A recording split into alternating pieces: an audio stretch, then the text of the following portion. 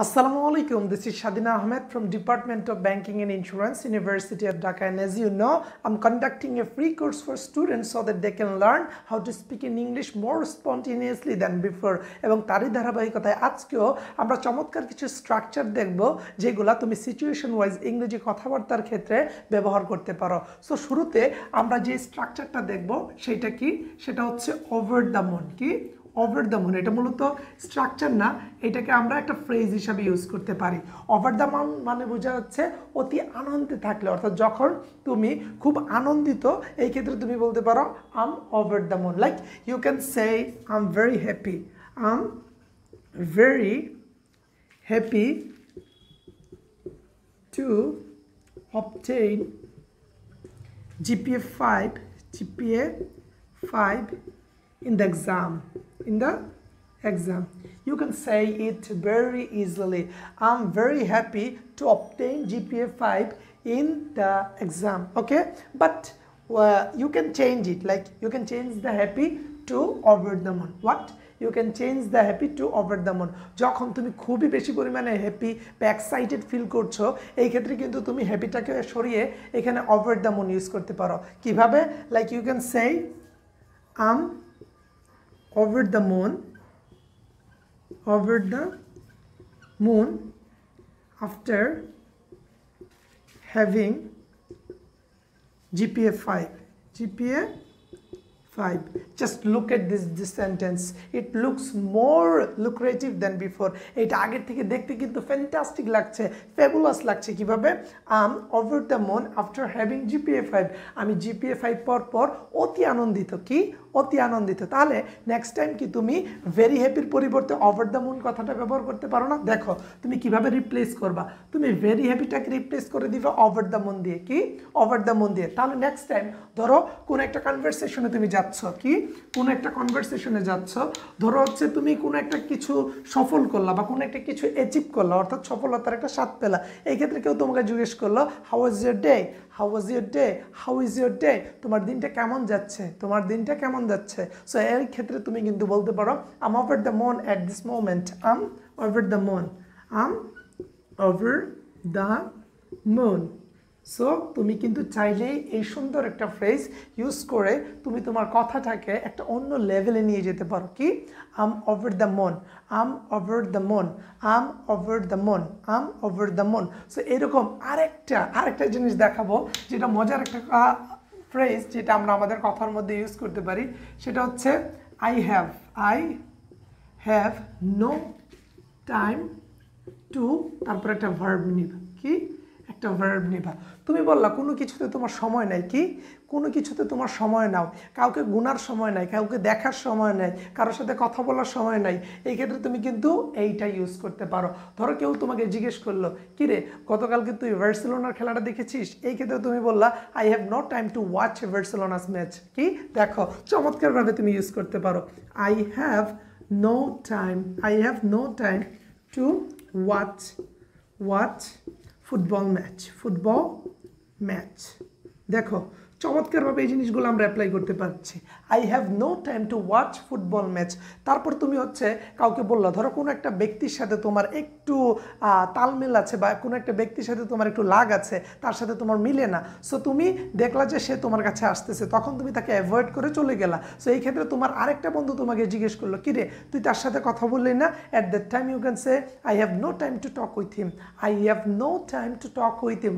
What you can say I have no time to talk with him. তার সাথে কথা বলার আমার কোনো সময়ই নেই। কি? তার সাথে কথা বলার আমার কোনো সময়ই নেই। সো তুমি কিন্তু চাইলে এই ফ্রেজটা ইউজ করতে পারো I have no time to. কেউ বললো যে তুই তার সাথে তো দেখা করতে পারিস। কি? তুই তো তার সাথে দেখা করতে পারিস। এই ক্ষেত্রে তুমি বলতে পারো I have no time to meet with him, I have no time to meet with him, I have no time to meet with him. তাহলে দেখো এই জিনিসগুলো কত সোজা। আমরা এর আগে পড়েছি ওভার দ্য মুন। কি পড়েছি? Over the moon. যখন তুমি খুবই আনন্দিত অবস্থায় থাকবা, এই ক্ষেত্রে তুমি বলতে পারো I'm over the moon, he is over the moon, she is over the moon, ঠিক আছে। অন্যথায় যখন কোনো কিছুর প্রতি তোমার আগ্রহ নেই, সময় নেই, অবহেলা করছো, এই ক্ষেত্রে তুমি বলতে পারো I have no time to, I have no time to, অর্থাৎ তুমি কাউকে অ্যাভয়েড করার চেষ্টা করছো। এই ক্ষেত্রে তুমি সেন্টেন্সটাকে একটু এনহ্যান্স করে এইভাবে বলতে পারো I have no time to talk with him, I have no time to meet with him, I have no time to learn something from him, আমার তার থেকে শেখার কোনো আগ্রহই নেই, ঠিক আছে। তারপর এখন আমরা আরেকটা স্ট্রাকচার দেখব যেটা তোমাদের জন্য অনেক হেল্পফুল হবে বলে আমি আশাবাদী।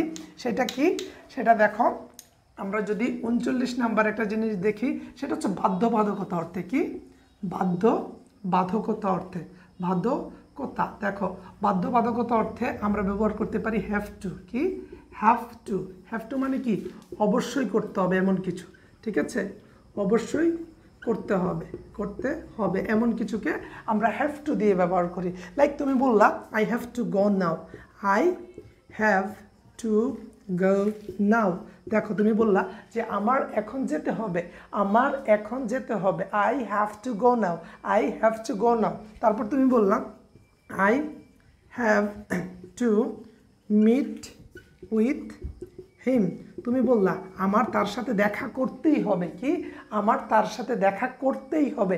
এই যে রাষ্ট্রে তুমি রস্যইটা দিচ্ছ, তুমি যখন শব্দ শেষে রস্যইটা দিচ্ছ, তার মানে তুমি তোমার কথার মধ্যে একটু জোর দেওয়ার চেষ্টা করছো, তুমি কথাটাকে একটু এমফেসাইজ করার চেষ্টা করছো। এই ক্ষেত্রে তুমি বলতে পারো আই হ্যাভ নো টাইম, তুমি বলতে পারো I have to meet with him. কি তুমি বলতে পারো I have to meet with him.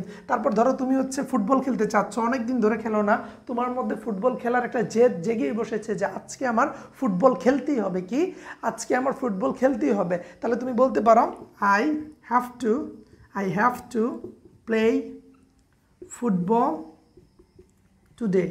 কি টুডে, দেখো তুমি বললাম I have to play football today, আজকে আমার ফুটবল খেলতেই হবে, আজকে আমার ফুটবল খেলতেই হবে। সো আমি যে জিনিসটা বললাম, কোনো কিছুর ক্ষেত্রে যখন তুমি বাধ্যবাধকতা বা জোর দিয়ে বলবা, সেই ক্ষেত্রে তুমি হ্যাভ টু কথাটাকে ইউজ করতে পারো। তাহলে দেখো চমৎকার একটা জিনিস কিন্তু আমরা শিখে নিয়েছি। কি হ্যাভ টু, কি হ্যাভ টু। সো এই হ্যাভ টু কথাটা তুমি নেক্সট টাইম যে কোনো সিচুয়েশনে কিন্তু ইউজ করতে পারো। I have to go now, I have to read নাও, ধরো এক্সাম খুব সামনে, তোমার এখন মনোযোগ দিয়ে পড়তে হবে, এই ক্ষেত্রে তুমি বলতে পারো I have to read now, I have to read now, I have to read নাও। চমৎকার নাম। এখন আমরা আরেকটা ফ্রেজ দেখবো যেটা তুমি তোমার ডেইলি কনভারসেশনে খুব ইজিলি ইউজ করতে পারো, এবং এই টুকিটাকি জিনিসগুলা ইউজেস করার মাধ্যমে কিন্তু তুমি তোমার ইংরেজি শেখার জার্নিটা স্টার্ট করতে পারো। এইটা কি, এইটা দেখো চমৎকার একটা জিনিস, এটাকে আমরা বলতে পারি without thinking very hard, without thinking very hard. এর মানে কি বেশি চিন্তা না করে, দেখো এর মানে কি, এর মানে হচ্ছে বেশি চিন্তা না করে, দেখো ধরো কোনো একটা জিনিস তুমি খুব ভালোভাবে জানো, কি খুব ভালোভাবে জানো যে এটা এই হতে পারে বা এটা ওই হতে পারে, এটা এই হতে যাচ্ছে, এটা ওই হতে যাচ্ছে, এই ক্ষেত্রে তুমি বলতে পারো উইদাউট থিঙ্কিং ভেরি হার্ড। কি উইদাউট থিঙ্কিং ভেরি হার্ড, তুমি বলতে পারো এরকম যে উইদাউট থিঙ্কিং ভেরি হার্ড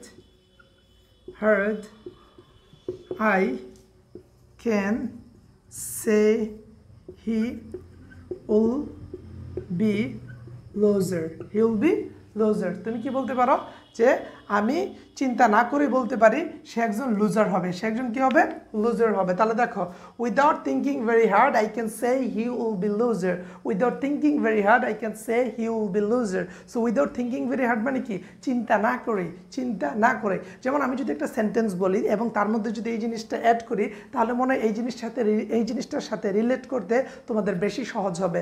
ধরো তুমি বললাম I can say definitely or without thinking very hard I can guarantee you that if you practice English at a regular basis it becomes automatic to you and you will be deliver a lot of word like that. So তুমি কিন্তু অনেকগুলো ইংরেজি শব্দ ব্যবহার করতে পারবা, অনেকগুলো ইংরেজি শব্দ সুন্দরভাবে গুছিয়ে কথা বলতে পারবা যদি তুমি বেসিক জিনিসগুলোকে ভালোভাবে আয়ত্ত করতে পারো। তুমি যদি রপ্ত করতে পারো ইংরেজির মূল বেসিস জিনিসটা, তাহলে ইংরেজিতে কথা বলতে তুমি কোনো ধরনের প্রবলেম ফিল করবে না। তাই আমি তোমাকে বলছি এই যে আমরা যে স্ট্রাকচারগুলো দিচ্ছি, আমরা যে সিচুয়েশনগুলো দিচ্ছি, আমরা যে ফ্রেজগুলো দিচ্ছি, এই ফ্রেজগুলোকে যদি তুমি তোমার মতো করে নিয়ে প্রতিনিয়ত প্র্যাকটিস করতে পারো, ইংরেজির ক্ষেত্রে কিন্তু বেশি একটা ঝামেলা পোহাতে হয় না। তাহলে দেখো এটা কিন্তু তুমি চাইলেই নেক্সট টাইম যে কোনো কন্ডিশনে ইউজ করতে পারো, উইদাউট থিঙ্কিং ভেরি হার্ড। কি without thinking very hard. So এই কথাটা কিন্তু তুমি প্র্যাকটিস করার মাধ্যমেই দেখবা যে যে কোনো সিচুয়েশন অনুযায়ী যখন হচ্ছে উইদাউট থিঙ্কিং ভেরি হার্ড কথাটা ব্যবহার করার দরকার পড়ছে, তখন সাবকনশিয়াসলি এটা তোমার মাথায় ক্লিক করবে যে এখন তুই চাইলে উইদাউট থিঙ্কিং ভেরি হার্ড ফ্রেজটাকে ইউজ করতে পারিস। সো এই হচ্ছে ইংরেজির মূলত গ্রামারের কিছু খুঁটিখাটি বা কিছু হচ্ছে খুঁটিনাটি জিনিস যেগুলো হচ্ছে তোমার জানা থাকা দরকার।